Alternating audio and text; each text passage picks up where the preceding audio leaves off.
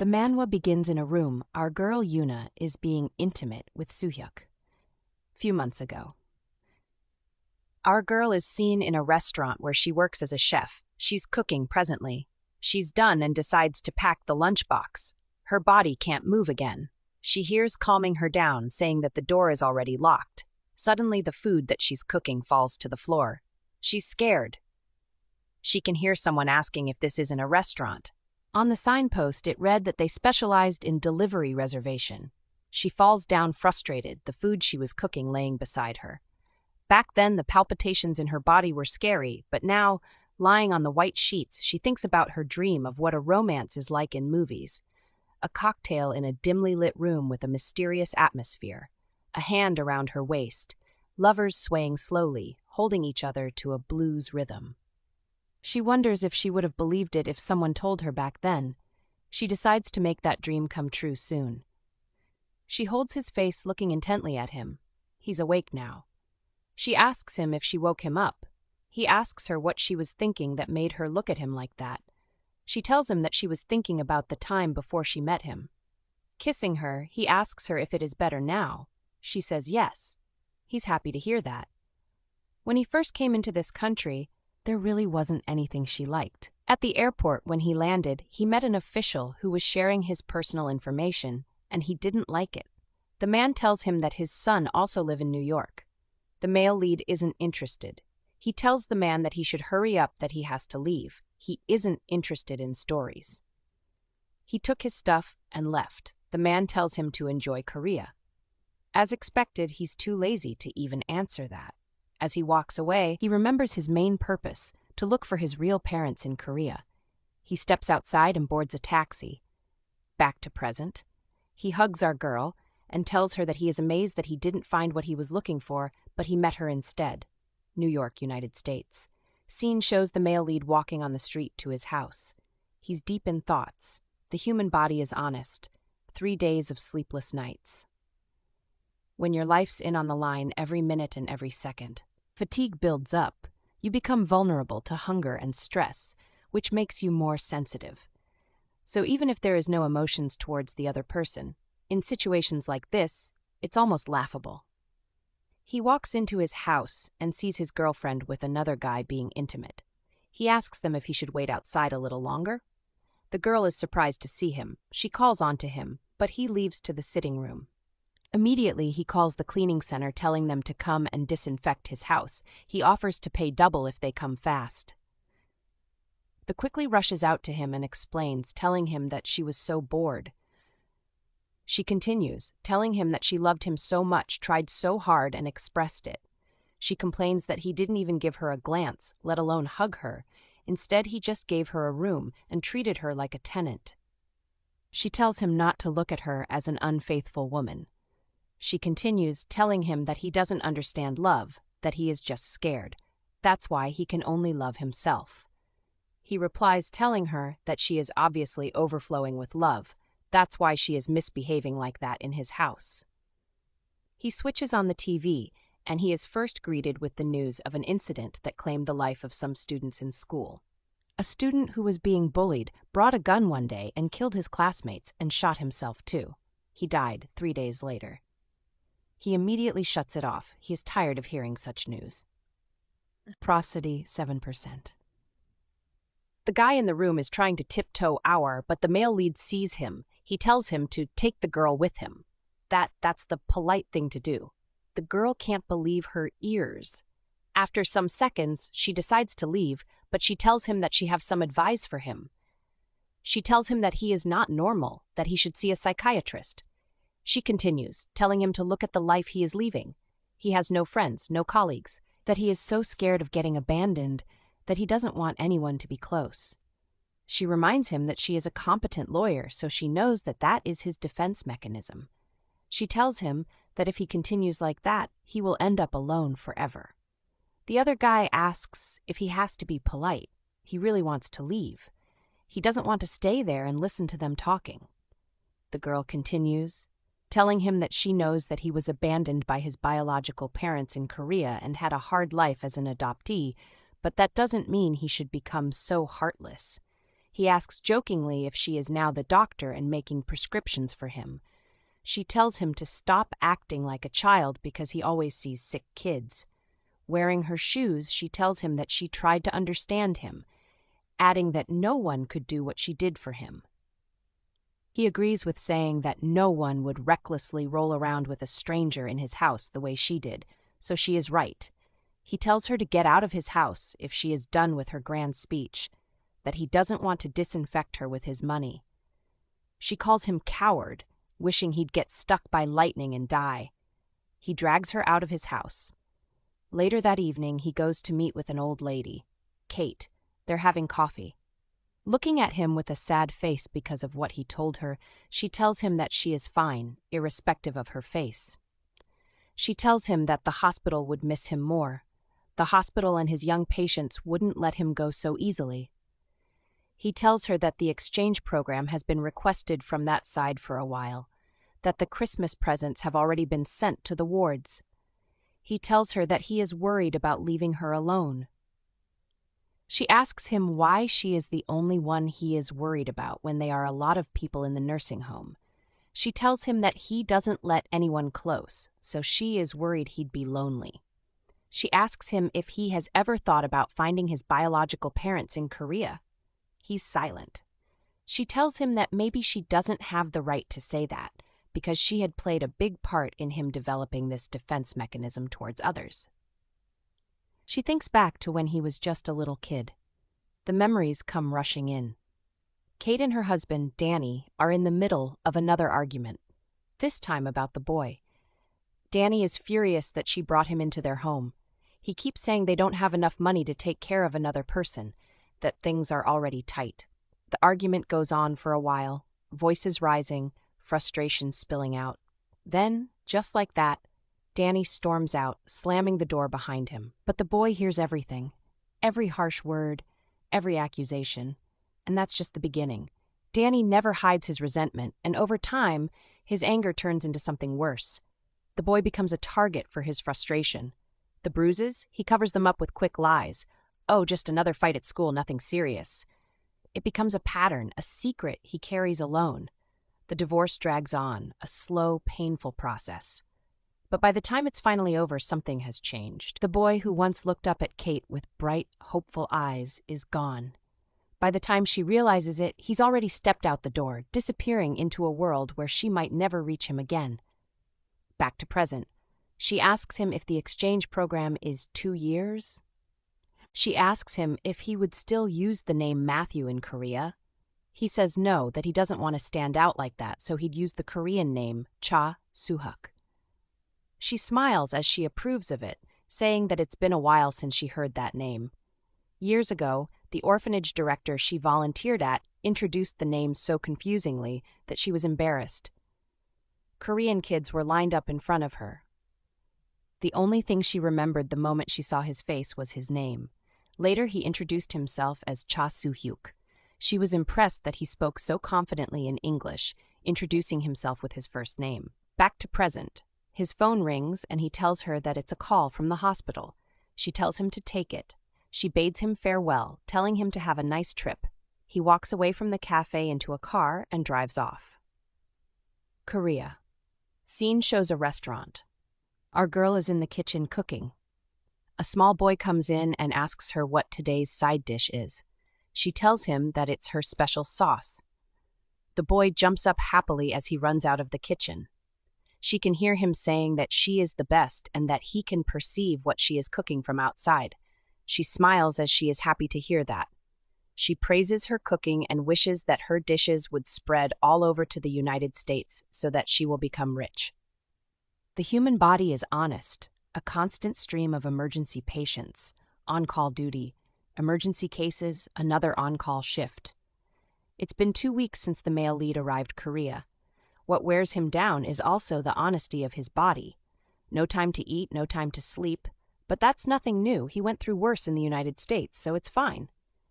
It's early in the morning, and he's walking to work. He's thinking about his predicament. More than all the stress, Korean food doesn't really agree with him. He wonders why all the food have to spicy and salty, spicy and hot, and also spicy and sweet. He doesn't like all of these. He wonders why they have to make it so spicy. He's tired of surviving only on hamburgers and sandwiches. He walks past our girl's restaurant. He checks his time and sees that it's 6 a.m. He remembers that around this time he often sees a small framed woman entering there, carrying enormous bags that looks like ingredients. If one passes by here again an hour later, the smell coming from there is absolutely divine. He walks to the door, thinking that with the smell he is perceiving, maybe he'd be able to eat it. But he feels it's not a normal restaurant because the notice on the door is always on, preparing. And for a place that is preparing, it doesn't seem to have any menu or seating. He opens the door slowly and looks inside. Our girl notices someone opening the door and she hides behind the curtain with a pot ready to pounce. He asks if anyone is there. He really can't see well inside. Our girl stays still, silent, waiting. Then he turns back and walks away, deciding to come back later. Our girl watches him walk away. She tries to calm down, assuring herself that nothing bad would happen. She feels he might probably be curious. Then she checks her time and discovers that it's already 10 minutes past 6. She isn't happy that she has wasted 10 minutes. It's always very precious in the morning. She quickly rushes to the table and begins to prepare today's lunch. 95 regular boxes plus 3 super specials. She bursts into a song as she started cooking. She puts on the radio to listen to music at S Teaching Hospital where the male lead works. He's having an exchange of words with a colleague, Dr. Jong. He's scolding the doctor for coming in this early and smelling of cigarettes and alcohol. The doctor tells him that he went to the dinner organized by Professor Park, saying that doctors from S University were required to attend, that he didn't even drink much. The male lead tells him that he didn't ask, and he's not curious to know either. He adds that the doctor should keep his distance because he smells like alcohol and cigarettes. The doctor replies that he is doing too much, telling him that he is a third-year resident doctor with juniors on his own, and doctors practically live in the hospital. He is of the opinion that he didn't cause any medical accident.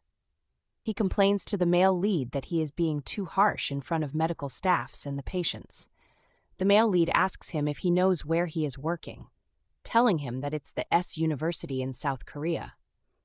Dr. Jong looks at him, replying that he is also an S University graduate. In his mind, he doesn't care if the male lead was the youngest chief in H University in the United States. This is S University. To him, a mere 2 years visiting emergency specialist is nothing more than a newcomer. The male lead decides to tell him the nature of the workplace. It's a pediatric emergency room, a place where desperate children and their families come, that their lives and pain depends on him. He asks if he thinks it's easy for someone like that to complain that the smell of alcohol and cigarettes is so bad that it feels like their nose is about to fall off. Dr. Jong is totally embarrassed. People around could hear them. 2 staff stay by the corner gossiping about him. He tries to save his face by telling the male lead that it isn't right for him to humiliate him over something that could have been a mistake. The male lead asks him if considering the young patients isn't taken important in Korea. He has some rules in the pediatric emergency room. The first rule is that one must not come inside there smelling like alcohol and cigarettes. The next one is if the person must, he should go to a sauna or something. He tells him that he is slow to respond, that means he is practically useless. That it is better her takes his shift too. He also adds that medical accidents are unacceptable, that one mistake could ruin a child's life, so he shouldn't even joke about it. Dr. Jong looks at him. He's supposed to be an American. He wonders why he has a sharp tongue and foul language. He really wants to meet the male lead's parents. The door opens and Professor Park walks in, asking the reason for the noise he is heading. The male lead greets him and tells him that he just pointed to the doctor that his alcohol stench is unbearable. Dr. Jong asks the professor if he didn't host a dinner yesterday, saying that he didn't have the time to shower or change because of the patients this morning. He tells him that the male lead told him to stop down from his shift this morning because of the smell. The professor is angry. He asks the male lead, who gave him the authority to adjust schedules without any approval, that they already have a lot of patients. The male lead tells him that the children are sick and it would be hard for them to put up with such a foul smell. He tells him that this is a hospital where hygiene is trust and trust is life. He adds that he didn't tell Dr. Jeong to step down, he continues, saying that it doesn't matter if the doctor is late to respond or smells bad, he will take on the shifts himself. The professor wonders what is wrong with the male lead. He also notices that he had never for once seen him at his dinner party. He tells him that he will have to take responsibility for his words. The male lead replies that he doesn't say things that he can't back up. The male lead just finishes his statement when a nurse rushes over, looking urgent. There's an emergency. He doesn't waste time and immediately asks what's going on. The nurse quickly explains, a 12-year-old boy is on his way in. Severe bleeding from his nose and mouth. Apparently he ran straight into a wall while playing. He'll be here in 5 minutes. Without hesitation, the male lead gives instructions. He tells the nurse exactly where the boy should be taken, what needs to be done first, and makes sure someone contacts his guardians right away. Every second counts in situations like this, and he's not about to waste any. Meanwhile, just a few feet away, Dr. Jeong is standing quietly next to the professor. He's been observing the male lead, watching how he handles the situation with sharp focus and authority. Then, almost out of nowhere, he turns to the professor and asks if he should really go to a sauna now. His voice is casual, but the timing is almost comedic, completely out of sync with the urgency happening right in front of him. As he talks, the professor suddenly catches a whiff of something unpleasant. His nose wrinkles, and he instinctively leans back just a little. The smell is strong, sharp, and honestly, a little too much for the emergency unit. He doesn't hold back and tells him straight up, this is embarrassing. He can't just walk around smelling like this, especially in a hospital. He needs to do something about it, and fast. Then, as if switching topics completely, the professor makes another point. If someone travels all the way from another country to work here, they should be allowed to do things their way. No unnecessary restrictions, no micromanaging. Let them work how they want, as long as they get the job done. His voice carries across the room as he calls out to the male lead. There's a knowing look in his eyes, a mixture of amusement and exhaustion. Today is going to be a long one, and he knows it. There's no escaping it now. Later that day, at our girl's shop, things are finally starting to slow down. Well, just a little. She steps outside with the last set of lunch orders, handing them over to the delivery guy. A small smile plays on her lips as she thanks him for always doing a great job delivering the food on time. The delivery guy grins and tells her he thought she'd take longer today. He's actually surprised she managed to get everything ready so quickly. It's been a busy day, after all. She laughs lightly, thanking him again as he hops onto his bike and drives off, disappearing down the street. With a deep breath, she turns around and heads back inside. The kitchen still smells amazing, but the rush from earlier has left the place feeling a little chaotic. She shakes her head. Today's orders took way longer than usual because there were just so many of them. But there's no time to rest yet. There are still 3 special lunch boxes she needs to prepare, and those need to be perfect. Rolling up her sleeves, she gets back to work, ready to give them her full attention. 1 year ago. She was looking for a space, and an agent shows her current place. She accepts that it's nice, and she also notices that it's cheap also. He agrees, advising her to take it, that she won't see any other place that good with such a price. He tells her to sign the contract before going. She does so. After singing the contract, she later found out after opening the store. Some people in the neighborhood are surprised that someone have rented the desolate space. They wonder if the business would stay up to a year.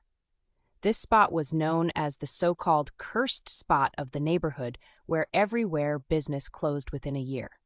Back to present, our girl feels that no matter what people say, she likes the spot. She even got a lot of regulars now. This is her second independent space in life, a place where she can do what she is good at, and what she loves most to her heart's content. It's a space where she can do what she wants. She tastes the food and discovers that it's so nice. A small boy rushes in calling her auntie. He's Minjun, her nephew. They both hug each other. He tells her that his father is taking him to Gwanghwang port. She is happy for him. He tells her that his father also promised to take him to Suncheon Bay too if he have time. He tells her that he is excited to go there, the same way he is excited to get her lunchbox. She gives him the food to taste and give her the guest day a customer review. The boy looks at the box and begins to mention everything inside.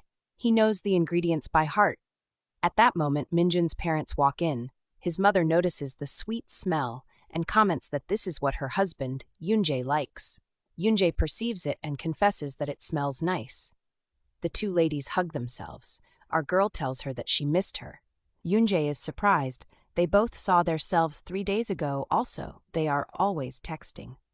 Minjun's mother calls on her husband to come and take a look at the lunch. She is impressed by our girl's cooking.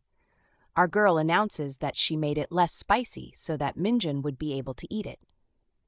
Yoon-jae thanks her, calling her little sister. He tells her that even if she was busy, she still created time to make lunch for them.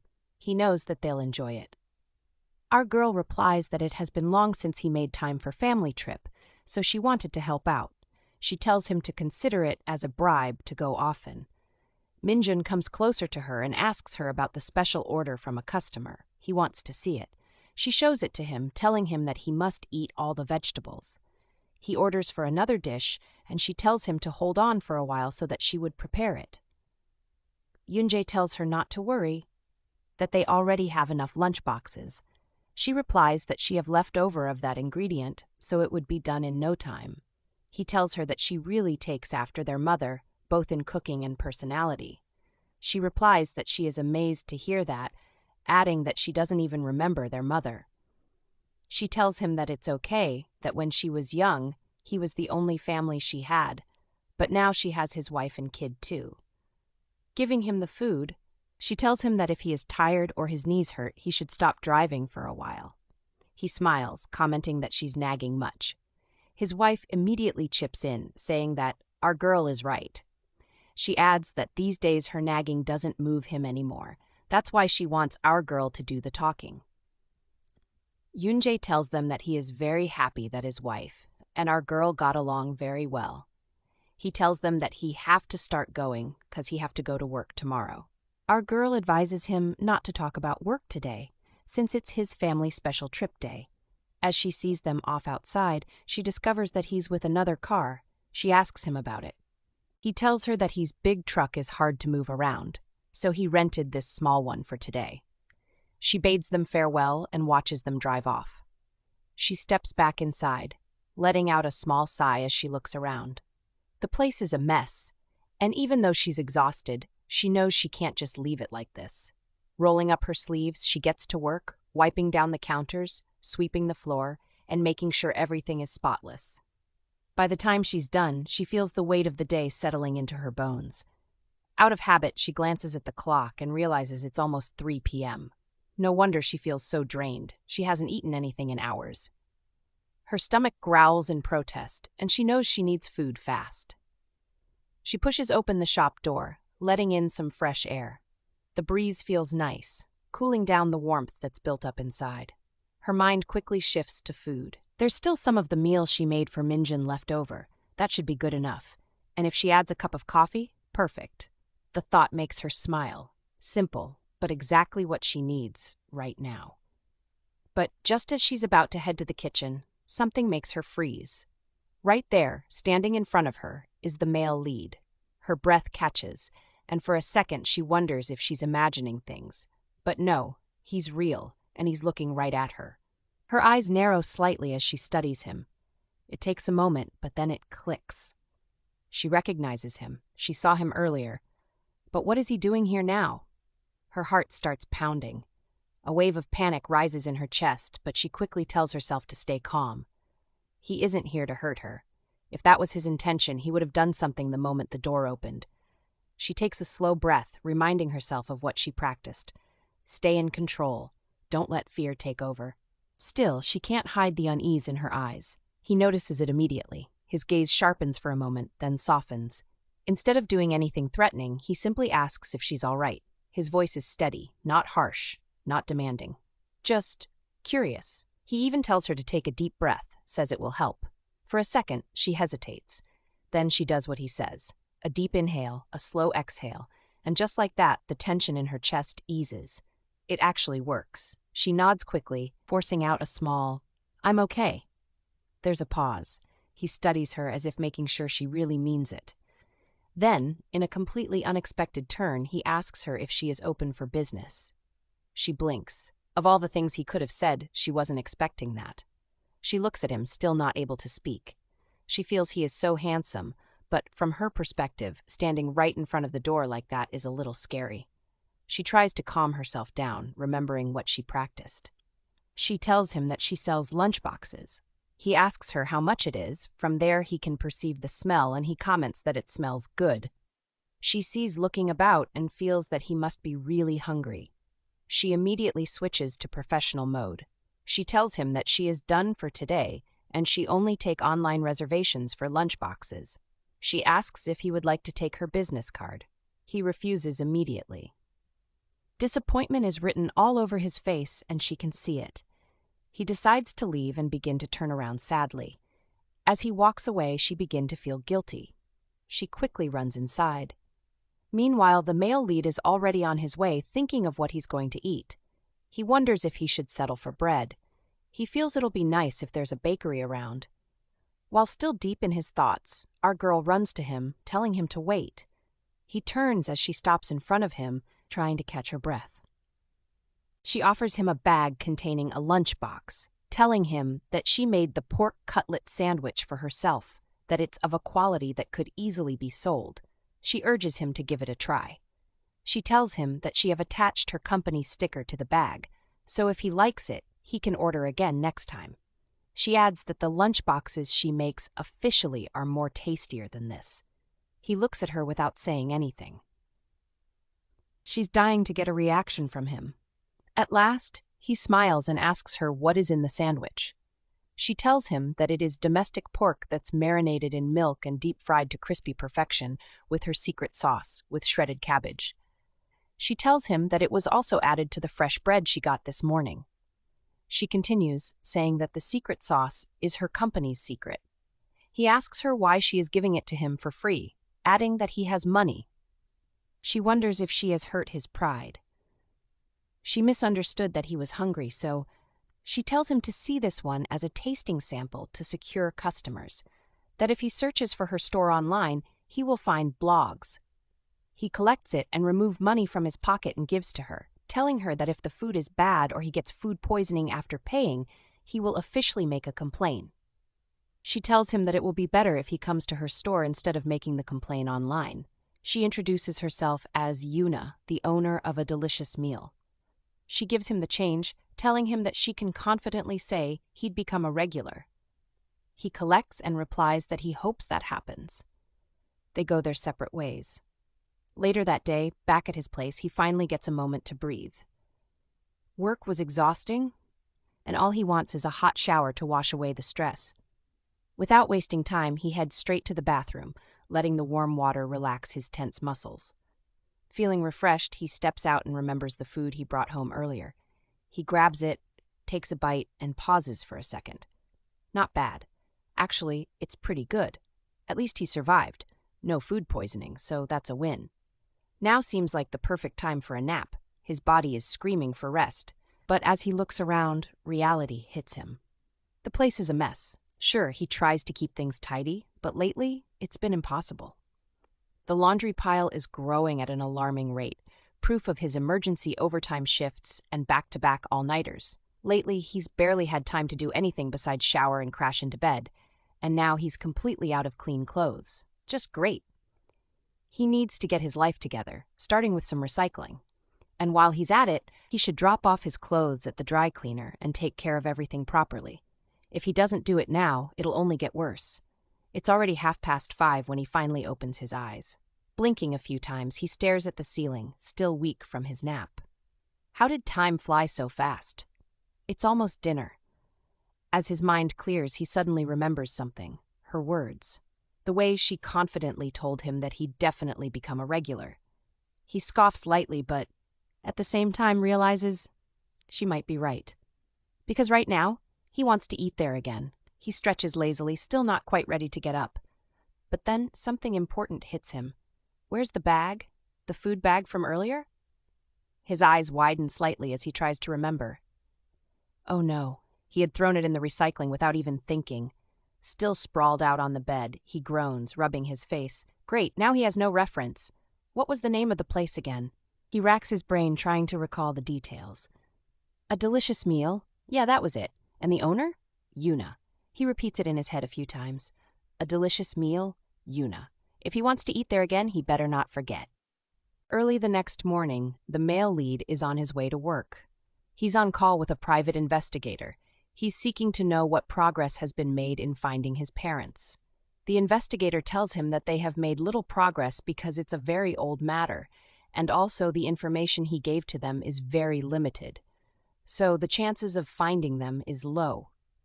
He tells the investigator that he has paid, so they should at least try something. He ends the call. He is doing this because of Kate. He wonders if there's any reason to find them. He feels he is already an adult. The time when he needed protection, the most was awful, but it's in the past. He feels he doesn't need any familial affection anymore. Kate had apologized for divorcing Danny late. She knows that her lingering feelings had added to his suffering. She cried as she apologized. Back to present. He feels it doesn't mean much. He will only look for them during his 2 years in Korea. The possibility of finding them is low, just like the private investigator said. He barely remembers anything. He feels there's no need to tell Kate about this. If his biological parents are like Danny, if they sold him off or abandoned him on the street, Kate would be so sad. As he walks, he finds himself in front of our girl's shop. Coincidentally, she's also reaching there with some bags of ingredients. She sees him and is surprised at first. She calls out to him and asks him why he is here so early. She asks if he is missing her sandwiches already. He answers yes immediately. He answers so quickly that she feels awkward and proud at the same time. She doesn't know what to say. He sees her bag and decides to help her, saying that it's so heavy. She refuses his help, saying that she is really strong. She walks to the door and asks him if he had ordered from the blog. She asks him for his name. He tells her his name, Cha Soo-hyuk. She looks at him. She's a bit surprised, but she feels he is actually really handsome, and his voice also matches his face. He tells her that he accidentally threw away her business card, so he wasn't able to place an order. He asks for it again.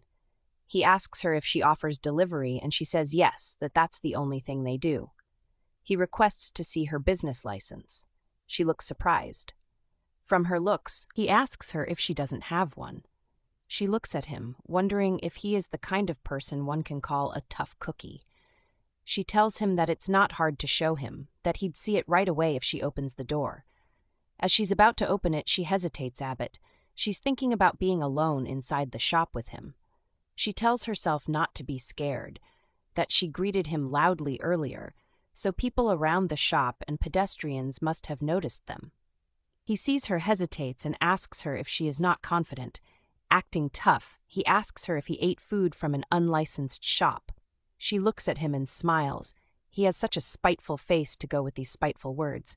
She notices that even though he is cold and cheeky, it seems like he won't move without her permission. She have decided to change little by little, so this an opportunity.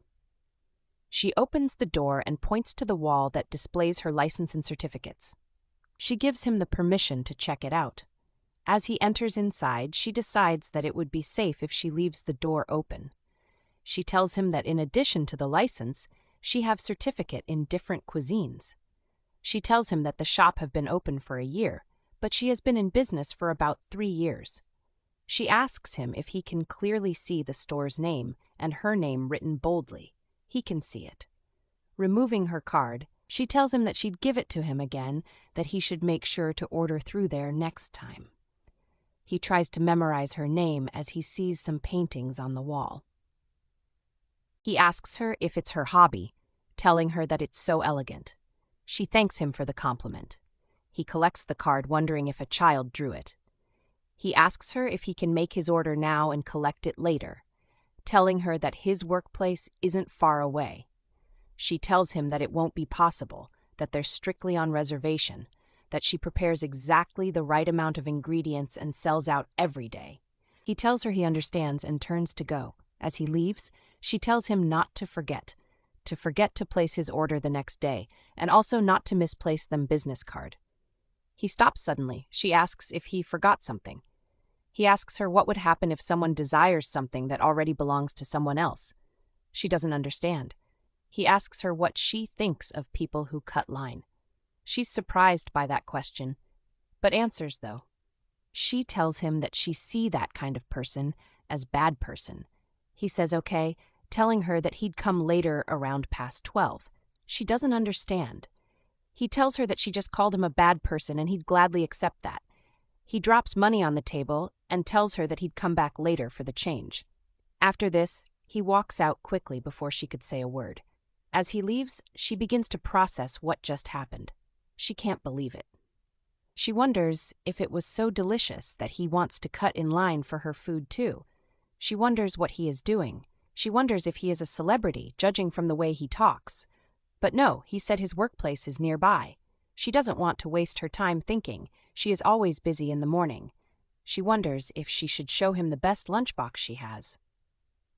At the male lead's workplace, a nurse announces an emergency that's incoming. The nurses rushes the patient inside the ward. It's a 9-year-old child who just had an accident. They explain everything he needs to know about her injury. He asks them if the child has any family. The nurse replies that the family was also involved in the accident and the parents are unconscious. An emergency surgery is going on now. The phones of the victims got damaged in the accident, so getting in touch with other family members would be delayed a bit. He tells them to get in touch with the family as soon as possible. He also tells the nurse to get blood and call radiology for an exam. She rushes off to carry it out. As he tries to do an IV on the child, 2 medical interns are standing there. One of them requests to do it instead, that they're here to practice, and they want to learn too. The male lead tells him to do it on his body first. He continues, saying that he shouldn't dare to poke a hurt child with that mosquito-like voice and dead fish eyes. He tells them to go and do something else, saying that if they waste time and something happens to the child, they should be ready to explain when the child's parents come. The 2 interns immediately leave to the radiology department. On their way, the one that talked asks the other one why he didn't say anything. The other one replies that he was quiet because he doesn't want to be scolded in weirdly crispy Korean. They wonder why he speaks so weirdly. From what they heard, he's American, but the way he speaks surprises them. Back in the pediatric emergency room, the male lead asks the nurse if the results from the radiology department have arrived. She says no, that it's still in progress. An elderly woman walks to him and greets him. She introduces herself as So-young, a volunteer responsible for Minjeon, the patient that came earlier due to the traffic accident. She tells him to just call her Mrs. So. He's surprised to hear that she is volunteering. The nurse tells him that it happens sometimes when there is no family to help, adding that their hospital has a very clean, well-run volunteer program. Examining the child, Mrs. So comments that she has a lot heard about him, that he seems to really like children, bringing the patient all the way. He replies coldly that he doesn't like them, that he's just doing his best. The woman feels his words are wise. Doing one's best is the most important thing.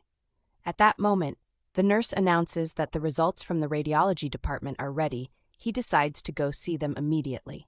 He tells Mrs. So to take care of the child. She tells him not to worry, that she will do that. After a while, the male lead walks back with the nurse. He tells her to prepare the operating room for the child. She needs surgery immediately. He asks if any guardian has been contacted.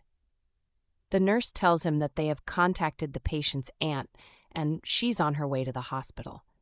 He tells them that the surgery needs to happen immediately, that the guardian needs to sign the consent form before he continues. Time is critical. Mrs. suggests that they shouldn't miss the golden hour, that he should get verbal consent from the guardian over the phone, and when she arrives, she should be given the form to sign. The nurse replies, calling her ma'am. This surprises the male lead. The woman immediately apologizes to him for interfering even though she isn't a doctor, that she was just offering an appropriate advice in a rush. He replies that there's no problem, that it was actually a helpful suggestion. The nurse informs him that the guardian is on the line. He goes to pick it up and explains to her that the patient needs surgery immediately. After a while, the surgery is completed. The guardian shows up at the operation unit. She asks him if her niece is okay. He explains to her that they'd need to check for infections, but the surgery went well, so she shouldn't worry too much. He tells her that once the patient regains consciousness, she will want to see her family, so she should stay with her. Mrs. Seo comforts her, telling her that everything would be fine. She adds that the male lead is their hospital's best divine doctor in the emergency room. The male lead is surprised to hear that. He decides to ignore it. He tells the guardian that if she needs anything else, she should visit the pediatric emergency room. He walks away from them. It's almost lunchtime. He needs to check on the patients and go get his lunch. As he walks back, he paces a young male doctor. He looks at his identity card and sees his name, Jo Hui-hyun from the neurosurgery department. The doctor also looks at the male lead's card and recognizes him as the popular divine doctor. Immediately, there is an emergency, and the male lead quickly rushes to the emergency room. Dr. Jo notices that he was so fast as expected of an emergency doctor. While still looking at the door, Mrs. Seo calls on him. He turns and greets her, calling her mother. He asks her how she is doing, and she tells him that she is just accompanying a patient's guardian. He introduces himself to the guardian and tells her the patient's surgery went well and her mother is regaining consciousness. Mrs. Seo advises the guardian to go check on her sister and family, that she would take care of the patient. The guardian leaves and promises to come back as soon as possible.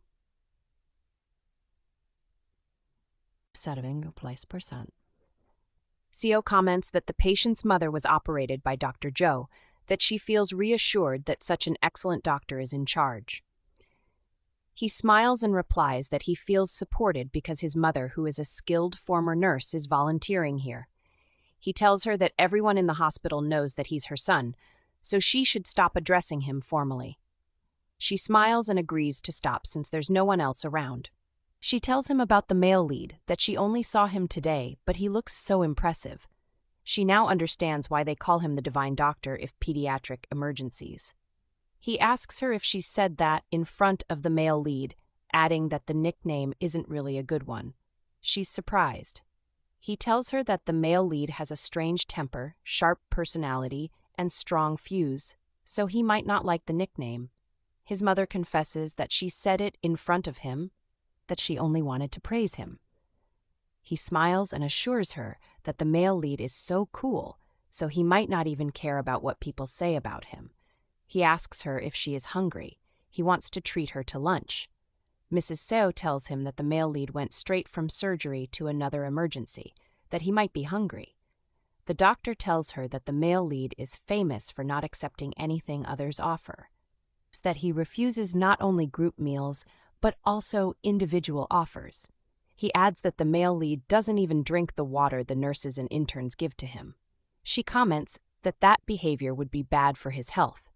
He tells her that they should stop talking about the male lead and go eat lunch. She replies that they're not going anywhere until the patient's aunt returns. At our girl's shop, she is seen inside trying to sort tomorrow's menu. Finally, she's done. She decides to settle for spicy, warm, boneless chicken stew. She feels Winter calls for something spicy. She'll but fresh chicken later and remove all the bones. It already sounds delicious to her. Her phone dings. She checks it and sees a message from Gyeongjo, Minjun's mother. She had told her to go pick up Minjun from school, so she is apologizing for any inconvenience. Our girl feels that she doesn't need to worry like that. She immediately replies, telling her that she will do that. She checks the time. It's past 1 already. She needs to leave by 2 to pick up Minjun from school. After that, both buses and subways would be delayed. She thinks about what would happen if she misses bus. She will have to take a taxi, and she doesn't like it because it's too cramped and dark. Just imagining it makes her feel nauseous. Her mind drifts to the male lead. She remembers him telling her that he'd come pick up the lunch by 12. She wonders where he is, and she doesn't even have his contact. She needs to leave to go pick up Minjun. She looks at her screensaver. It's his picture and the gift he gave to her. He had offered it to her the other day. It's his new work, inspired by his trip. She thanks him for it and asks if he feels bad because he wasn't able to go to Suncheon Bay. He replies that he isn't feeling bad, it's that his dad is busy since he is doing it for the family. He adds that they can even go later when the place is more beautiful. He continues, saying that the bay is best to go in autumn season when the reeds look like golden waves. She's surprised by how he speaks well. She asks him if that was written in a book. He says yes, that his parents are busy, so he reads a lot of books. He tells her that her mom always wants him to tell stories when she gets home. He continues, saying that there is something he hasn't told his mom yet, but he wants to tell her. She asks him what it is. He tells her that he wants to travel around the world, like the little prince. She asks him if he wants to be the little prince. He says no, that he doesn't want to be a prince, that he only wants to travel around the world like the little prince. She understands now. She apologizes for not understanding earlier. He tells her that it's okay, that others don't understand too, and also others don't listen the way she does. She asks him if he has a plan, since he speaks for brilliantly. He replies that he has a plan, that since she doesn't like small taxis, he intends to buy big caravan with fridge and lights everywhere, and he'll take her on all the trips. She's surprised that he intends to go with her. She adds that buying a big caravan would cost a lot of money. He tells her that she shouldn't worry about that he will earn lots of money, that she would only have to come when he asks her to. She covers her mouth, impressed. As he speaks, she sees a bruise on his arms and asks him about it.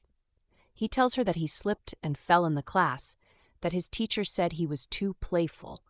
She's worried about it, and he tells her not to worry too much, that it's normal.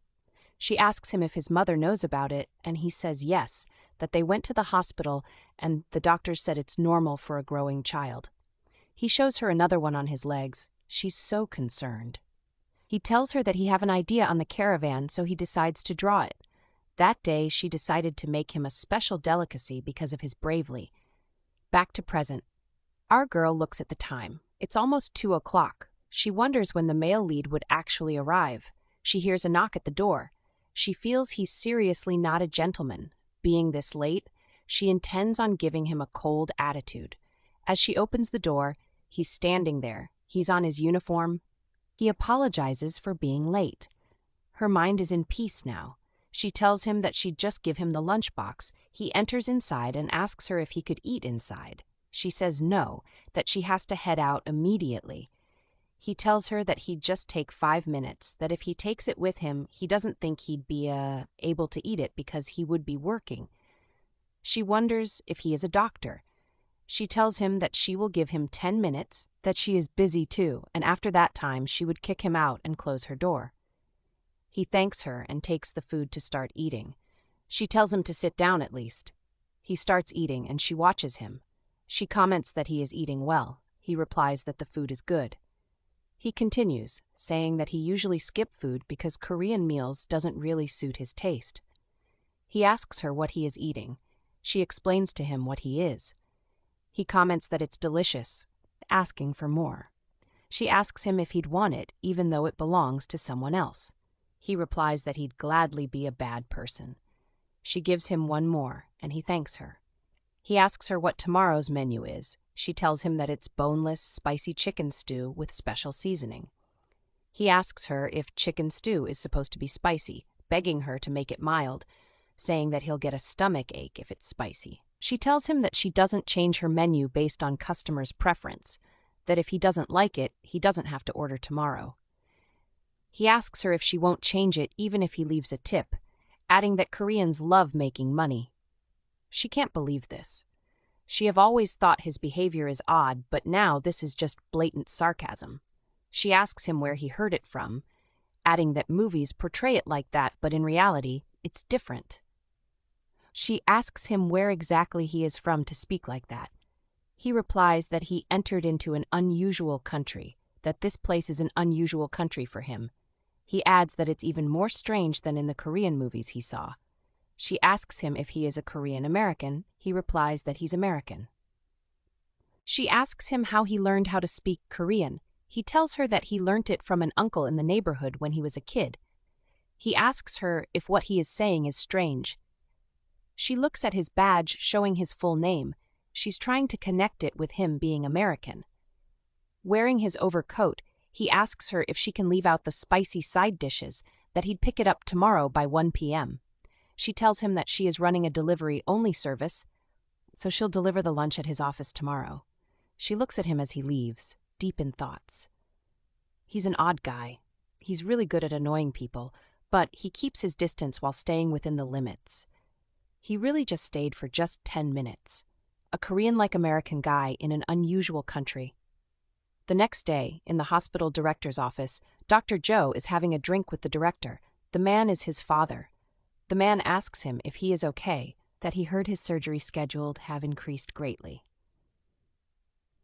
The doctor replies that everything is going well. He is thankful to the male lead whom his father worked so hard to bring. He is saving a lot of lives. He continues, saying that the surgeries just keep piling up day by day. The man replies that because of that, people are saying his son is sharper and more precise than before. It honestly makes him feel good. The doctor asks if he's going to try to keep the male lead here after the 2 years exchange program. He replies that he will try, but it won't be easy, though. The doctor asks him how he wants to do it, that even H hospital in the United States offered him a professorship poison, though rumors have it that the male lead vowed to continuing practicing till he retires. The director replies that he would have loved to use his speciality of bonding over good food and drinks, but the male lead refuses even water from others. He's really impossible to approach. The director's name is Jo Sang-young. He is seen as the hospital's second best drinker. He continues, saying that recently, even the male lead's direct superior from the emergency unit, Professor Park, invited him to a gathering but was outrightly rejected. It caused a scene. The professor grumbled endlessly about it. Dr. Joe comments that the professor's drinking habits are the worst, forcing people to drink, and when they don't want to, he'd throw his weight around. The doctor feels that drinking should be fun no matter what. The director tells him that hearing him say that makes him want to drink with him sometime. He informs him to go to his house next week, that he'd prepare some drinks. The doctor asks about his grandmother. The director tells him that she is going on a 3-day trip, so he should go freely. The doctor stands up, relieved. He comments that he likes drinking with him when his grandmother isn't around. He tells him not to go to the emergency unit today, that his mother would be there for volunteering work. He doesn't want her to feel uncomfortable. The director agrees and reminds him to stop by next week. The doctor says he would, telling him to prepare nice drinks. As Dr. Joe walks to the elevator, his mind drifts a little. Just mentioning grandmother makes his stomach churn. Flashback to years ago. He enters his brother's room and sees his mother talking to his brother's picture. He asks her what she is doing there, and she replies that she wants to say goodbye to his brother. 10 years. From when he was 5 years old, for 10 years' time in that room had stopped. His smart and kind 6-year-old brother's time and his mom's too. Every time he comes to the room, he's always meeting his mother there. She'll be speaking to his picture and tell him to leave, that she needs to be with the brother alone. Though his time kept moving forward, his mother, whose time has stopped, would never have been able to feel it. He hopes she will understand. He was afraid that if she realized the change, she will disappear.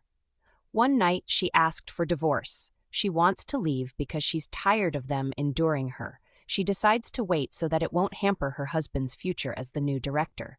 Her husband had tried to sort things out, but she remains adamant. He had cried, wishing to follow her. He was too young to understand what was happening. Back to present. As the elevator door opens, he meets his mother there, who greets him formally. She asks him if he is going to the ER to see Min-jin. They decide to go together. At the male lead's office, he's very busy on the system. A nurse comes to indulge him.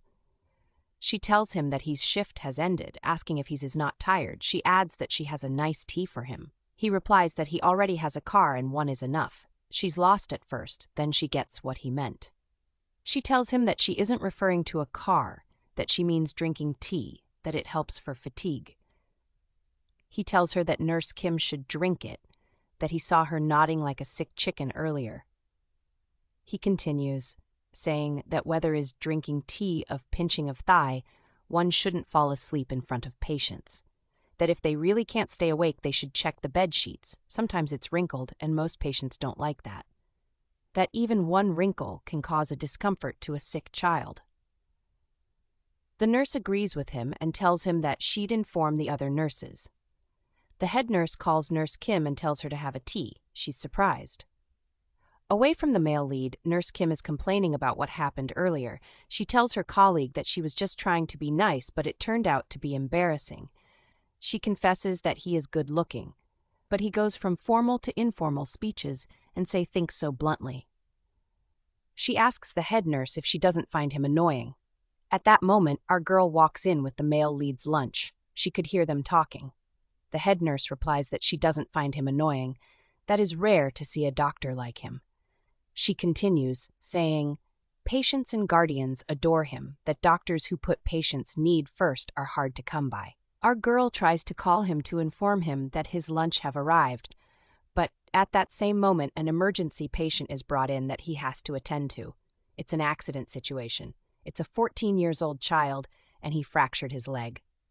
He looks at the child. They need to stabilize him before surgery, but his condition looks critical. The nurse tells him that the patient is on cardiac arrest. He immediately informs them to start CPR, that the child has lost too much blood. He immediately starts the chest compressions with passion for the child. Everyone watches him. He just wants to save the child. The doctor in charge tells him to step aside, but he refuses. He continues the compression. He doesn't want to give up. He wants to save him no matter what. He begs the child to live. He continues, sweating profusely. He checks the lifeline pulses again. The child had chance to survive. Later that day, Dr. Jo is outside taking his break time, sipping his tea when he suddenly hears his name and seems shocked, almost spilling his tea as he says, "Ah, it's hot." He turns and sees his mother, who apologizes for startling him and asks if he is okay. He replies that luckily he didn't spill much. She asks if it's his break time now, but he smiles and says, "Oh, Mom, aren't you treating me like a stranger again?" She explains that she is out volunteering at the hospital and jokes that if you treat a doctor recklessly, what will people say? He seems sad and thinks to himself that he keeps expressing it because he wants to understand what it means when someone says treating them like a stranger is awful, even though you know them. She then asks if he is sure he didn't burn his hand, considering it is the hand he uses for surgery. He insists it's fine, but thinks to himself that it is terrible. She tells him to be careful when eating hot food and smiles. He feels comforted that his mother is here instead of staying sad in an empty house. He offers to buy her some warm coffee since it's cold, but she laughs and declines, saying she has already seen enough heart-pounding moments this afternoon and caffeine would overwhelm her. He is curious and asks what she saw. She tells him she saw Dr. Cha doing his best for a child in a critical state and that it even felt divine. He seems surprised and explains that Dr. Cha's divine nickname doesn't actually mean divine, but rather a strange temper. She says she didn't mean it that way. He thinks to himself that he is being childish because he is jealous. He starts describing Dr. Cha as grumpy with a sharp tongue when suddenly he notices him approaching and quickly greets him, asking if he is heading home. Dr. Cha says yes and walks off. His mother then wonders if he heard their conversation. He replies he probably didn't, but Dr. Cha actually did hear it and is now at the supermarket feeling a bit angry, thinking to himself, strange temper? Me? Why? He convinces himself he is probably just more sensitive because he is hungry as he buys almost all the snacks for his patient. When asked if he wants a receipt, he says no. He suddenly remembers Yuhan, her smile, and the note she left saying she couldn't give him a good lunchbox that day, but would try again next time. He thinks to himself that she just left quietly while he was checking on the surgery progress, and now he is starving because of her. But even if it's cold next time, he will tell her to just leave it, because even though it wasn't warm, it still tasted good and comforting, like her, and it makes him keep thinking about her. He smiles thinking it was cute and recalls her eyes, realizing they remind him of a dog's eyes. He then wonders if he should go get the lunchbox he missed, but just then 2 young doctors greet him, asking if he is heading home. He ignores them and instead asks the cashier for a notepad and pen. The cashier agrees. One of the young doctors curiously asks how he learned to speak Korean so well since he is American. He responds sharply, asking why they are curious, and thinks to himself that people love to meddle in others' lives.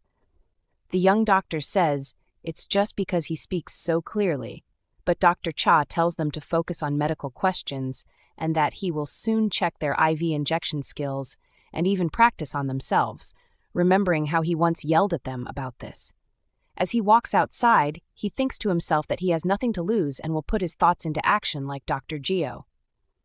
Meanwhile, Yoo-han is busy working at her store, thinking about how much her customers have increased and that she needs to wake up 30 minutes earlier tomorrow.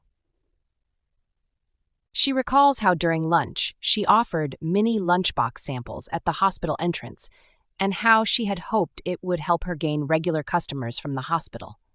She remembers she couldn't deliver Dr. Cha's lunchbox on time and decides to eat it herself and make a new one later. She thinks that for someone who dedicates his life to his patients, she wants to provide the best and freshest lunchbox. Even though she knows it's a little selfish, she feels it's a human thing, natural encouragement. She recalls how he worked so hard to save his patients and thinks maybe it's okay if a little selfishness is in there because it was really amazing watching him. She then admits to herself that she wishes she could personally deliver it each time, not because she wants to see him, she tells herself firmly, but still, his image won't leave her mind, and she blushes thinking he is really handsome and his professionalism is something she truly admires. Just then, she hears a recorded introduction. This is Dr. Cha. She is startled and stiffens, thinking, oh no, it's him. She tries to calm herself, but can't. She reaches for the door, opens it, and is surprised to see him. She stammers a greeting while he asks if she is okay. She says yes nervously. He then politely asks to take a quiet look around and leans close to her. She thinks to herself that he is too close. She is about to fall, but he quickly catches her.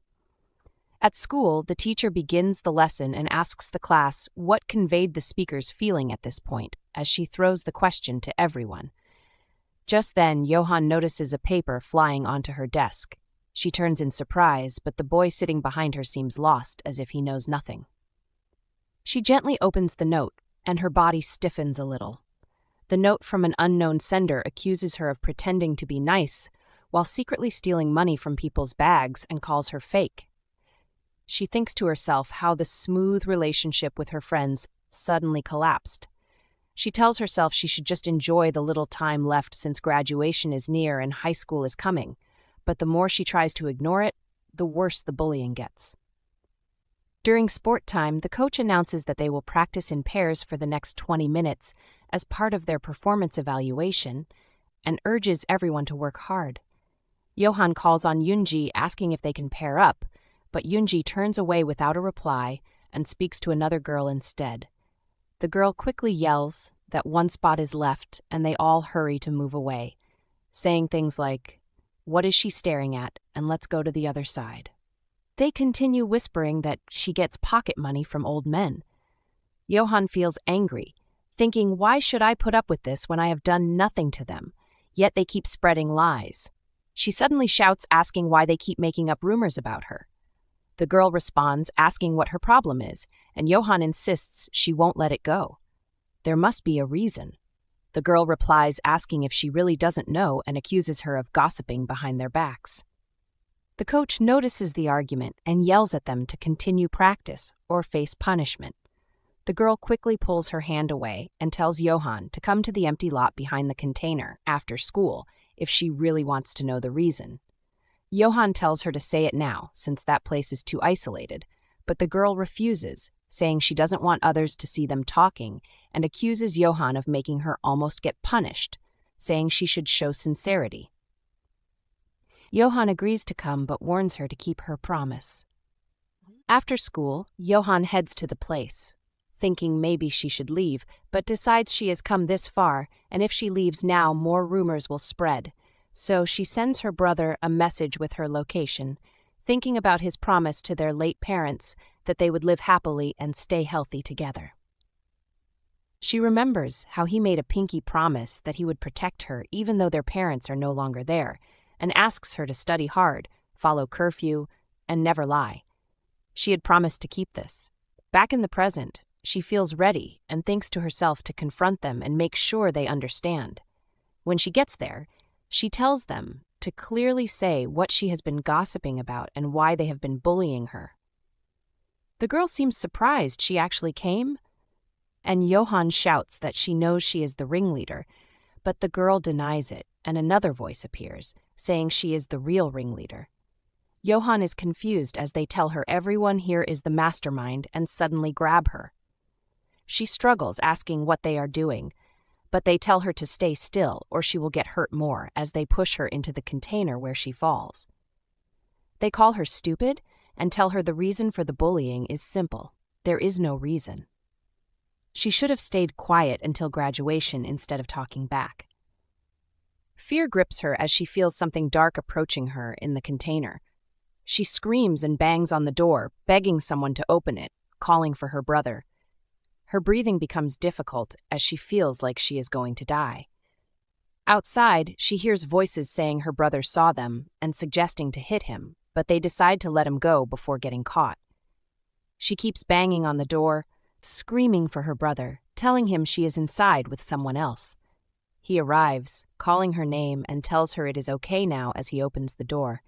His face looks injured, but he carries her on his back and runs. She asks if he is there, and he says yes, asking if she is awake.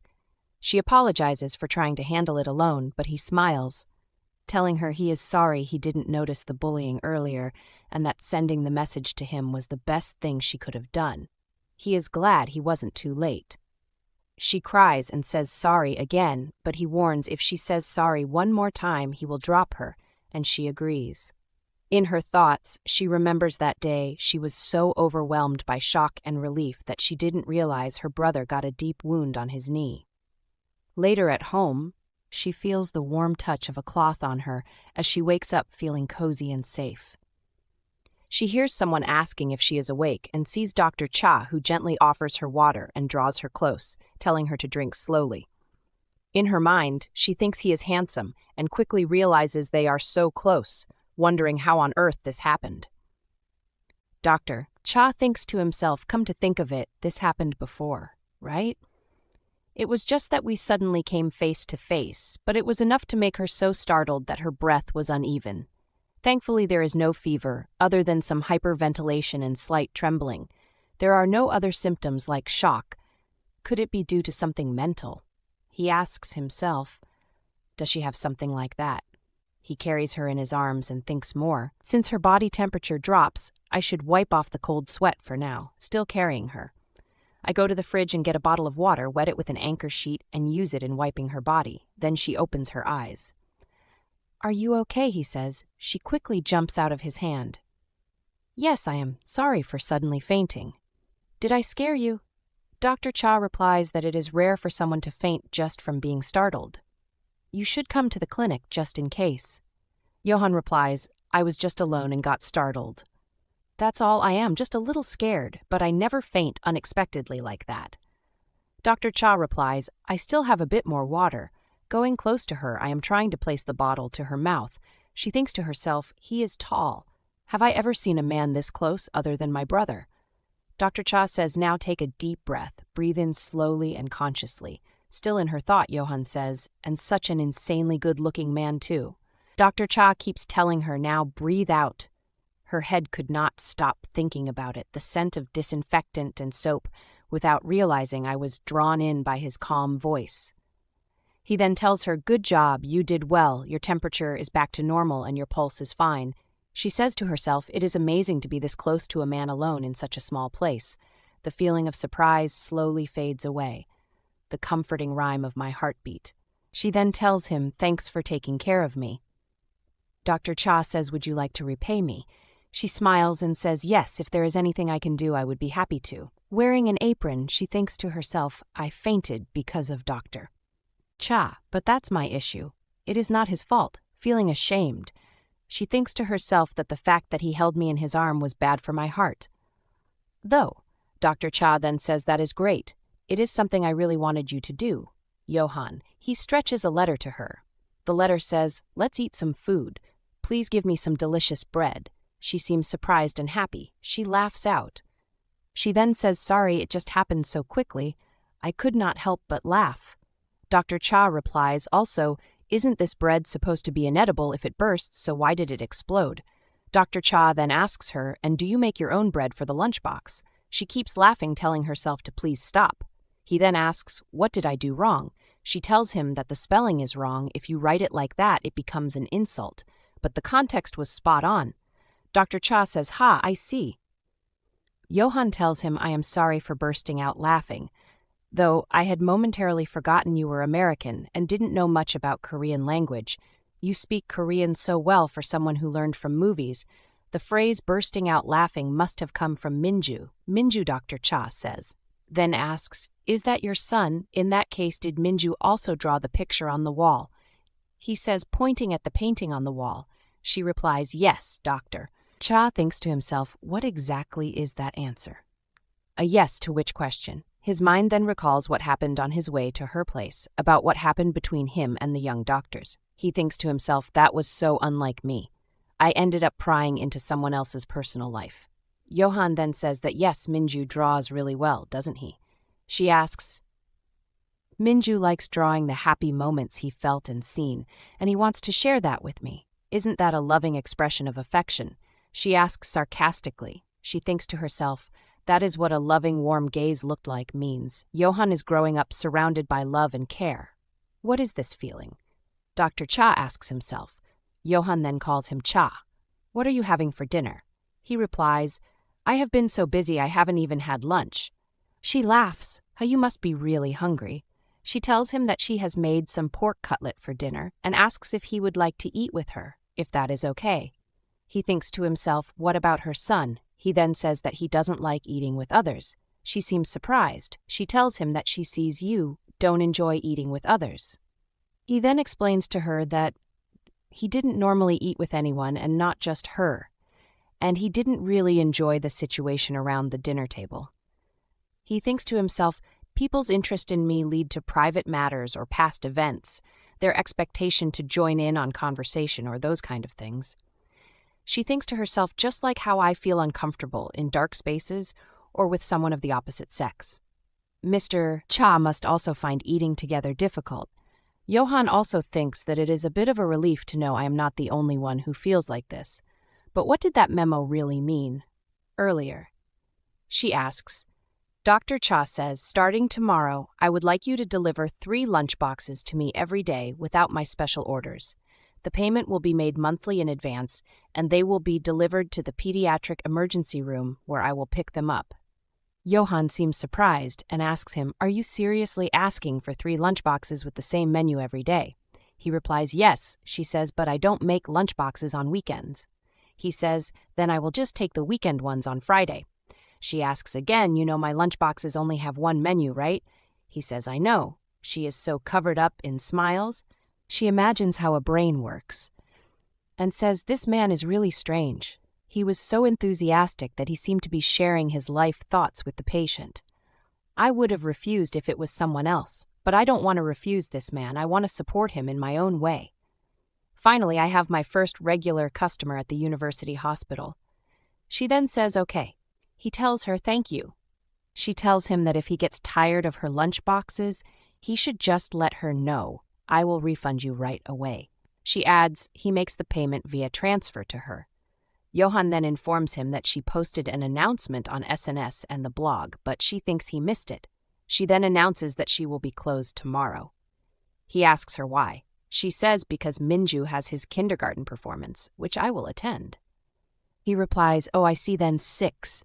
Please referring to the lunchboxes she would deliver. He says she calls his name Mr. Cha. He says 6 again. She then tells him, got it, I will deliver it by 11:30 tomorrow morning. Thank you.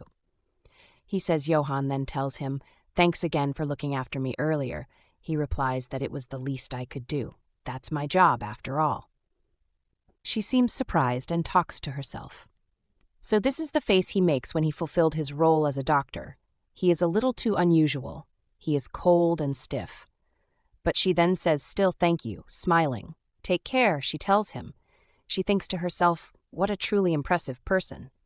He turns back to leave her, and as he opens the door gently, he feels at ease and thinks to himself, "What is this feeling? I feel like I have made a mistake." A woman with rabbit tail-like hair who gets startled easily, and a son suddenly feel distant. The following day, as he washes his hands, he thinks to himself that he should have listened to her and should have eaten at the table where her pork cutlet was, just like she suggested. He looks into the mirror and recalls how yesterday, after she passed the food to him, she asked how many he would like and said she would fry up some nice big ones for him. Just looking at it seems similar to her pork cutlet, so he says 2, please. On his way to the hospital, he meets her, and she tells him that he doesn't look well, and now that she thinks about it, he looked pale even when he came in for his shift that morning. He replies that he is fine and asks instead how the patients are, thinking to himself that he has always had a weak stomach, but ever since coming to Korea, every meal has been a struggle. One of the nurses standing there says that the 3-year-old girl's vomiting has subsided and she has stabilized enough to be discharged, while another says the 4-year-old boy's guardian has approved and his admission process is complete. He says, "Good. I will make my round and check if there are any additional orders." Suddenly, he hears his name loudly. It is a young doctor saying that a bus carrying children from a sky camp has overturned and 24 patients have been transported here, most in critical condition and still requiring CPR. His eyes widen and his body tenses as he instructs them to stay in communication with the rescue team and prioritize treatment accordingly. He quickly says there are too many patients and calls in various departments. The young man replies, "Understood." He walks into the hospital thinking that when facing a patient, his mind is always clear, and he forgets his own discomfort. His memory drifts to a long time ago, when he was asked why he wanted to become a doctor despite skipping grades and being a prodigy. He replies simply because he wants to, and because he can. She tells him treating children, especially sick ones, is incredibly tough, but he insists he still wants to do it. She says whatever career he chooses, she will support him, but tells him not to overwork himself, as she gently closes the door. He looks at the ice drink she brought and thinks he can't tell her the truth, that the way she chose to protect him in the end was by divorcing the person she loved, and that when a guardian is weak, a child won't express their pain. Back to the present. She hears her son calling her mother and turns to see him smiling and telling her that she came in early. She replies that this place is always short of hands, and he tells her he is heading to the pediatric area too, because he got an emergency call about the skybox accident. She says she is here to help too, as many guardians are coming from far away. He looks happy and hugs her, saying emergency calls are always nerve-wracking, but seeing her gives him strength. She quickly tells him this isn't the time for that, as there are colleagues around. He lowers his head, saying right, and she tells him that when it is just the two of them, she will give him a proper hug.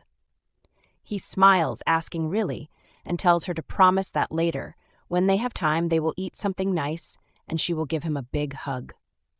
She promises to hold him tight, but for now they must get back to work before the ambulance arrives. Soon the ambulance arrives, and he begins giving instructions to prepare additional blood packs and to identify any patient who can be moved to the general ward or discharged. Beds must be secured quickly and guardians informed that immediate surgery may require verbal consent. She says understood and will inform them as soon as she finishes contacting the paramedics. The hospital becomes a scene of fast and focused activity as everyone prepares. Gauze is brought in and beds are set.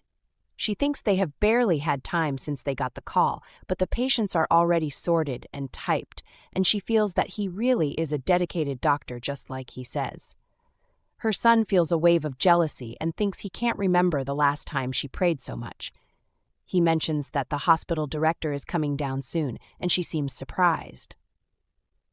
He thinks that despite their long separation, his father still hasn't let go of his mother and keeps making excuses to delay the final divorce because once it is finalized, he will truly lose her. He apologizes, saying he should not have mentioned it because it must be uncomfortable for her, and wonders why he keeps acting shy and snapping because of a divine doctor. He asks her if she will be able to stay in this intense environment and says if it is inconvenient, she can leave. She looks around, seeing how busy everyone is, and tells him no. She thinks she will just do her best like them and grabs his hand, saying it has been a while since she has seen her son looking so impressive up close, and that touches his heart deeply. Just then, he announces that the ambulance is 5 minutes away and that CPR patients should be prioritized. Everyone moves fast as the ambulance arrives and treatment starts immediately with guardians rushing in and crying. It is a chaotic emergency, and even the director is so busy with treatment that he doesn't notice his wife. He thinks he thought his body was prepared, but his body simply shows up. She is briefly lost in the situation, but hears someone call her madam, then corrects to Ms., and tells her they need to explain the situation to the guardian, and that the patient in bed 1 is waiting for an x-ray and seems anxious. She says yes, and thinks she needs to focus on what she can do now, because even if it is just a little, she can help these sick children. Suddenly, she hears a child being rushed behind her towards him, as the patient he is attending to has a cardiac arrest, and he quickly starts CPR at 6:10 a.m. She thinks that no matter how terrifying this moment is, she can't bring herself to leave pediatric emergency medicine, and she asks herself, where are you? Are you in pain? Should I have done more? Are you even alive, my tween? At the coffee machine, he thinks to himself that he is seriously exhausted when his mother calls him happily, saying he must be really drained after the long back-to-back surgeries. But he says he still has enough energy to buy her a coffee and asks what she would like. She tells him she will have a milk coffee, please. He gets it for her and hands it over, warning that it's hot. She thanks him, and he tells her she must be exhausted too, and suggests they sit and have it together. But she tells him to wait because she will grab one more tea. He says he will pay for the 2, but she says this isn't for her, it's for him. She tells him that he didn't look well even at dawn, and now he is working overtime again. He says he is practically 3 months from leaving the hospital. That's how dedicated he is, and he recalls that earlier when the cardiac arrest patient wasn't coming back, he almost lost hope. But honestly, it motivated him so much that his surgeries went better than usual. When they get to him, he is fast asleep but wakes up when she calls him gently. She quickly rushes to him, saying he looks worse than before, and asks if he got an upset stomach. She hands him a warm juice with tea and tells him to drink it, but he says he is fine and takes it, but insists he doesn't take things from others. Her son walks over angrily, telling him that it's a gesture of kindness from his mother and that she is just worried about him. She gently tells him to please take better care of himself because watching him lately makes her want to push herself even harder, so she hopes he gives his health the same effort. He quietly says all right and walks away looking tired. Her son mutters that he will just call him a lunatic. She says he must have given everything he had to get through today's emergency, which is admirable, but she wishes he would take care of himself a little or let someone support him. Her son says he hates seeing his mother looked down on, and he doesn't want to be someone who just stands by and watches. She suddenly hugs him, and he tells her to drink her coffee before it gets cold. She reminds him she promised to give him a hug, and says especially today he was amazing and she is so proud of how well he has grown. He says, "Thank you, Mother." She also tells him not to call him a lunatic again, and he says, "Okay." On the street, she is heading to a store thinking it is freezing even on the way home and wonders when spring is coming already. She gets a message that the bus will arrive in 3 minutes, so she says she has to run, but then she notices a man who looks unwell and thinks to herself that some people are totally wasted even in the middle of the day, and can't they pace themselves? As she looks closer, She realizes it's him and quickly rushes over, asking if he is okay, and tells him if he stays like that in the cold, his face will freeze up. He insists he is fine, but she says there's no way he is fine when he is drenched in cold sweat and his lips are turning blue. She says she will take him to the hospital and asks if he can stand, but he says again that he is fine. She thinks to herself that he can't even hold himself up properly right now.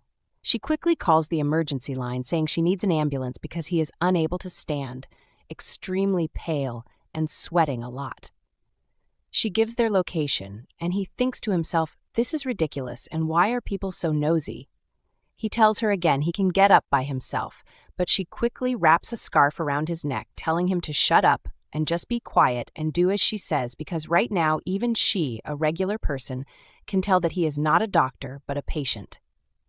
He finds it strange and tries to argue, but slowly feels relieved as she tells him that a patient's job is to accept help, and he, of all people, should know that, so just let her take care of him for now. He thinks to himself that this is unfamiliar, but it feels like maybe it is okay to fall apart a little. He falls against her shoulder and quietly says just a little. She calls his name asking if he is okay. Doctor. Cha sits in a place that feels like a noisy market square, holding his head as he thinks about how much he hates noisy places because his head hurts when suddenly he feels someone tugging his sleeve. Turning around, he sees a little boy dressed like a clown who tells him they are going to play hide-and-seek from now on, all day and all night, until the seeker finds them, and when he turns again, he sees another boy dressed like a clown counting with his hands covering his face, saying 5. Then he suddenly wakes up realizing it was a dream, and another doctor nearby asks if he is awake, telling him he is in the emergency room of his own workplace. He is confused and asks where he is.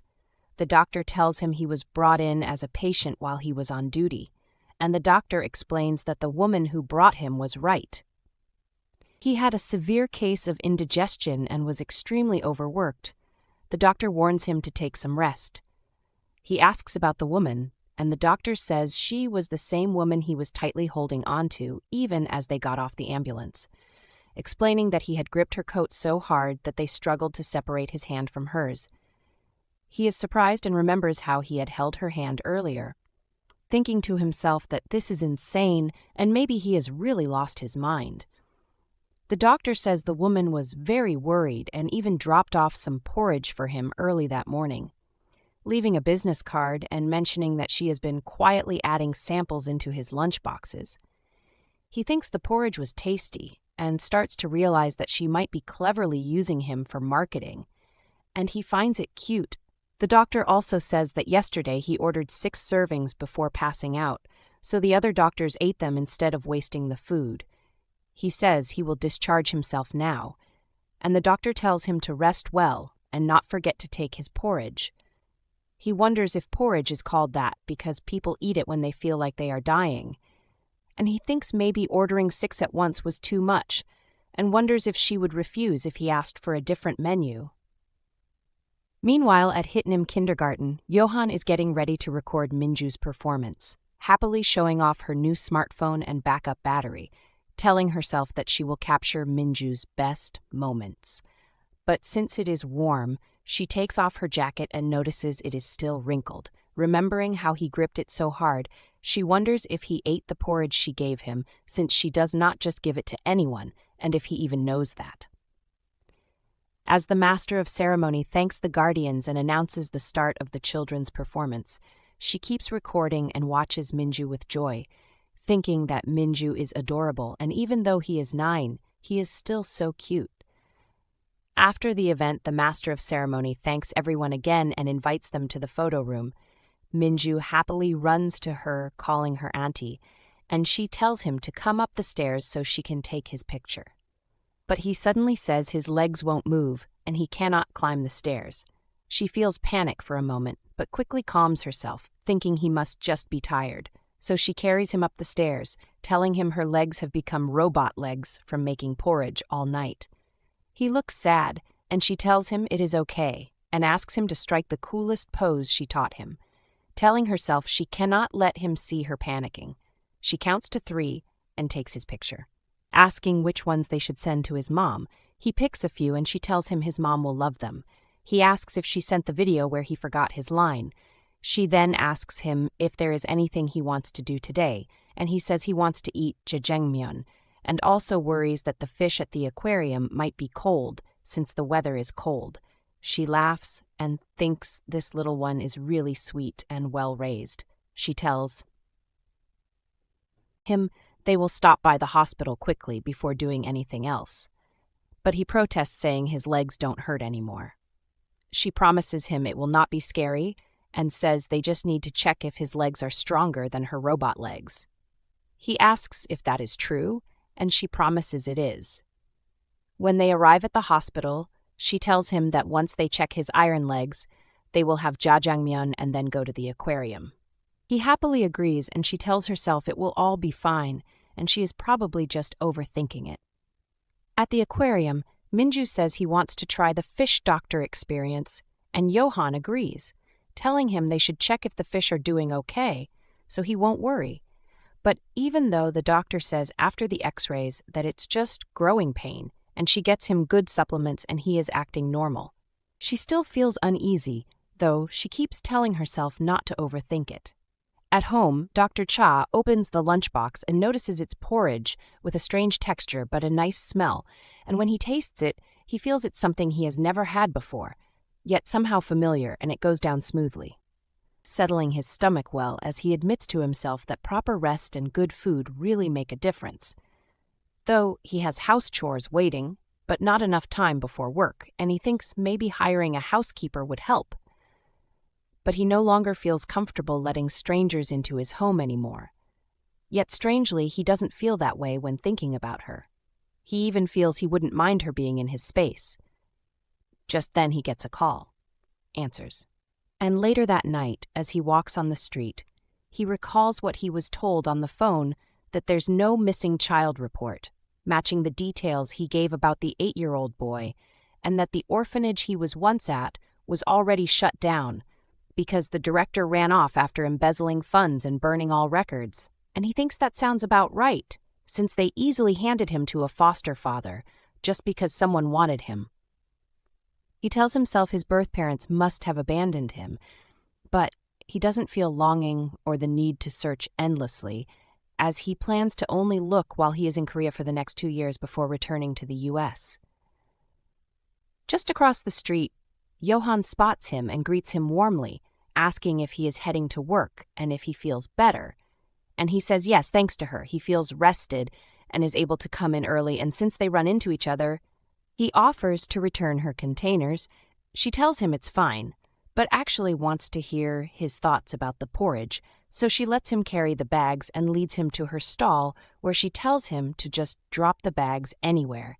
And she thinks at least now she no longer feels nervous or forgets how to breathe in front of him. And maybe if this continues, she can open up to others too. He notices a new drawing and says it seems her son's event went well, and she tells him Minju is her nephew and she had to step in for his mom, who couldn't make it. And as he smiles to himself, she prepares to ask about the porridge, but before she can, he suddenly asks if she would consider working as his part-time housekeeper, shocking her as he adds that from what he has seen, she is neat and skilled both in her shop and with food, and she wonders if she heard wrong.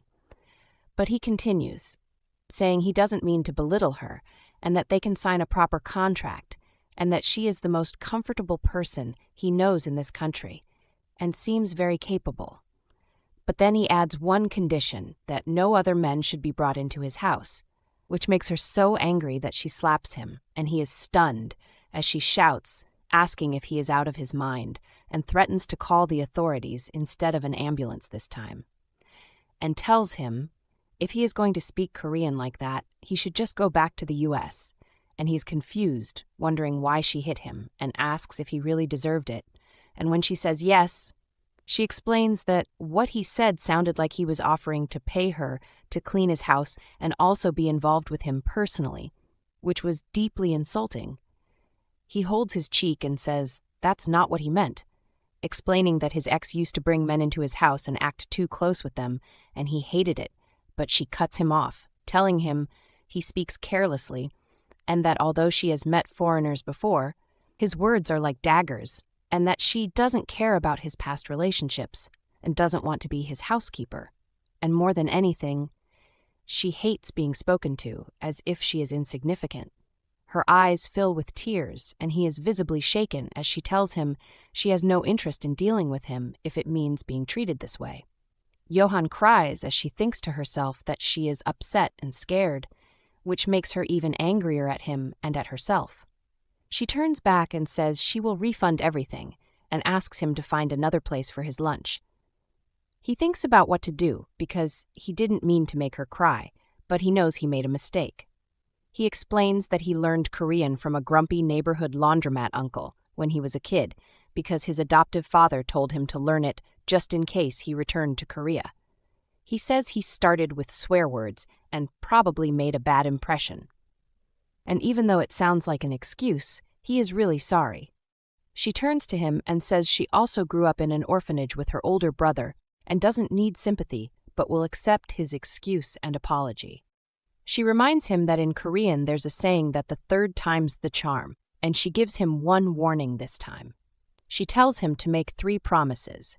First, to think at least 3 times before saying anything to her. Second, to always be honest and never lie. Third, to properly learn Korean, because being a doctor is a lifetime of study, so he should be able to handle that. She asks him if it is true he learned Korean through movies, and he rubs his jaw, saying that before coming to Korea, he bought some cheap DVDs where the language was similar to what he learned as a kid. He says the words were intense, and she advises him to watch children's animations instead, since he deals with kids a lot, and he agrees, saying he will keep that in mind. He adds that they should forget about the housekeeper offer for now, but she should keep the lunches, and she says, all right, as she needs to work, and thanks him while silently watching him leave. She thinks about how there was an adoptive father who once said he might send his child back, and a Korean American who learned the language so carelessly, and how she always had her brother to rely on. But seeing him struggle like this, she feels a strange connection, though she shakes it off and focuses on her work, reminding herself to do her best because she is a professional. Later in the evening at the hospital, Joe tells his mother he is leaving early and she asks if he has plans. He says he has a drinking promise and she laughs, saying the hospital's #1 drinker is finally going out. He later visits his father, who pours him a drink, and Joe thanks him, saying it has been a while since they drank together. His father warns him not to drink too quickly or he will get bored, but Joe says he wants to finish quickly and go home. So his father jokes that he should get him drunk fast, and they laugh. Joe recalls how the house used to feel big when he played there with his older brother. His father asks what he is curious about, guessing it's about Dr. Cha, and Joe admits he can't be fooled because he knows his father has always wanted to expand the pediatric emergency department, and now believes the hospital's dynamic duo is complete with Dr. Cha and Joe. Joe asks if his father has also bought him a house and car to settle in Korea after marriage, and his father brushes it off. Joe says he really admires him as a doctor who never loses his way and who is truly needed, though his personality is difficult. His father agrees, saying even Professor Park is stubborn, but somehow people like him, and Joe jokes that Professor Park has finally met his match before his father pours him another drink. The mood changes when someone approaches, and Joe's smile fades.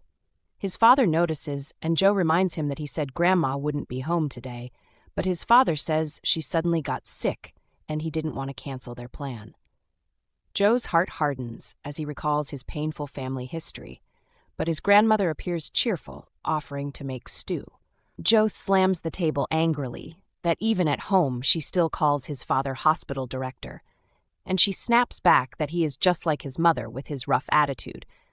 But he says how lucky he is not to take after his grandmother, because if he did, he might have harmed people. His father tries to calm him, saying they should go out to eat for Christmas, but Joe's anger is too deep, and he says if they should wish for anything this Christmas, it should be for the miracle of his brother coming back just like she always does. As he leaves, he tells his father not to run into his mother at the hospital again, because if it happens, he will never see him again. He thanks him for the drink and shuts the door while hearing his grandmother yelling behind him that he should just go and not bother her son anymore. He recalls how when he was younger, his older brother, just a year older, tried so hard to protect him and his mother from his grandmother, but after his brother's absence, the family slowly fell apart. As he walks away, he tells himself that if he drinks with someone else now, he might end up spilling all his painful secrets. But alcohol should always be something enjoyable to drink. It is lunchtime for all the doctors, and one of them excitedly tells Dr. Joe how much they have been looking forward to lunch today. Joe replies that he brought a lot and everyone should help themselves as the delicious smell fills the room, making them miss homemade meals since they are all tired of instant noodles and cafeteria food. Another doctor comments that the pork cutlet smells amazing and looks so tasty, saying they really wanted to try Miss So's special lunchbox. As they happily eat, Joe asks if Dr. Cha wants some, but he politely declines. A doctor teases that he always eats mouth-watering meals from the same place, while another says they tried a sample and started ordering from there too, making Joe smile as he offers to trade a piece of his pork cutlet for some short rib patty. Cha sweetly refuses, saying he doesn't eat what others give him and plans to eat all of his own food. Joe thinks to himself that this guy really gets on his nerves, while Cha happily cuts his food into small pieces to savor it. A female doctor comments that they seem alike and could share, but Joe quickly says he will just buy his own next time, thinking that he really hates everything about him. Later that day, Cha walks towards Johan's store and remembers she gave him 6 lunchboxes and told him she would be closed on January 1st. Yet the store is open and the curtains are wide, unlike usual. Inside, Minju rips a bag and Johan scolds him, reminding him not to touch that bag and telling him she cannot play with him today. He replies that he can play by himself and build things with blocks while she cooks. Cha watches from outside, thinking the kid must be the nephew who made the drawings on the wall, and the block instructions seem too hard for him to do alone. When Minju begs her to join him, she firmly says no matter what he says, but he tries again, calling her beautiful cousin and pleading sweetly, while Cha smiles to himself, thinking she is full of childlike joy even though she said she was 30, realizing he can't take his eyes off her. Just as he decides to leave, she opens the door and greets him, asking if he is on his way from work, and Minju asks if that is her friend since he has been smiling at them for a while. She wishes him blessings for the day, and he says he is looking forward to 3 more meals from her tomorrow. She seems surprised, but agrees as long as he is not tired of eating the same thing. Minju whispers to her, asking if something is wrong with him, and she smiles, explaining that in Korea people wish good fortune for the new year. The boy asks if he is not Korean, and he replies that he is American, but his Korean is good. Minju happily invites him to build blocks together, and he agrees, since she had advised him to watch more children's shows, and practice makes perfect. Johan watches, thinking they seem to get along well even though they just met.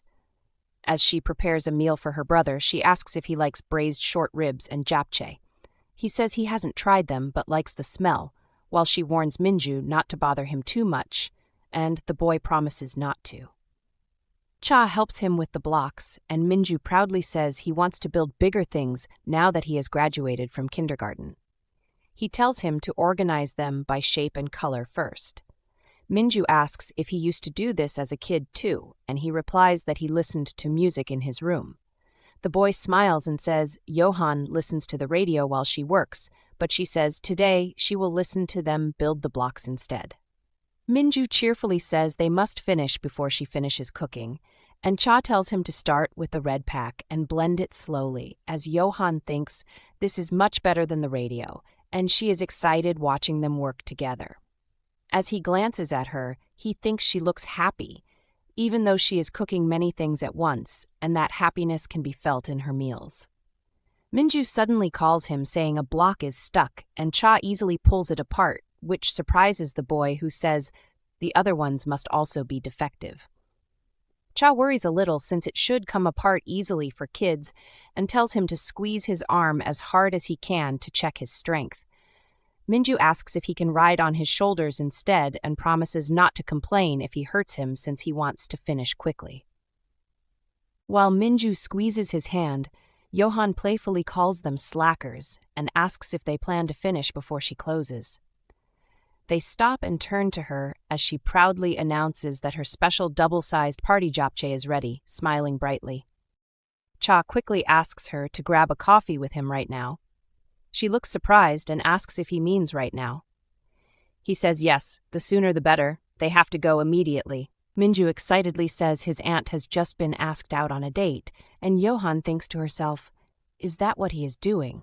But then wonders why he is making such a serious face. He collects the phone and types his number there, saying the sooner they do something, the better he can test the boy himself, and that his mother should accompany him too. Yuan corrects him, saying his name isn't Kid but Lee Minjun, which is a good name. But she is met with a joke that a kid is just a kid, causing Minjun's mother to burst into tears. Later at Minjun's place, he reports to his parents that a guy asked his auntie out on a date. And although his mother seems interested and asks Yuan what he does, she explains he is just a doctor at the hospital and one of her regulars who plays with Minjun sometimes. Minjun's mother teasingly says there was desire in his eyes when he looked at Yuan, who jokes that Minjun is listening and she should stop, apologizing to Minjun and admitting she's never allowed a guy that close before. Then she asks Yuan if she has feelings for him because he is handsome and confident, to which Yuan says maybe he's a bit too confident, recalling when he asked her to be his housekeeper.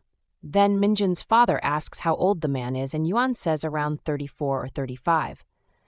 Minjun's mother says it's a nice age and is sorry he had to leave quickly, wondering why he said no to her invitation.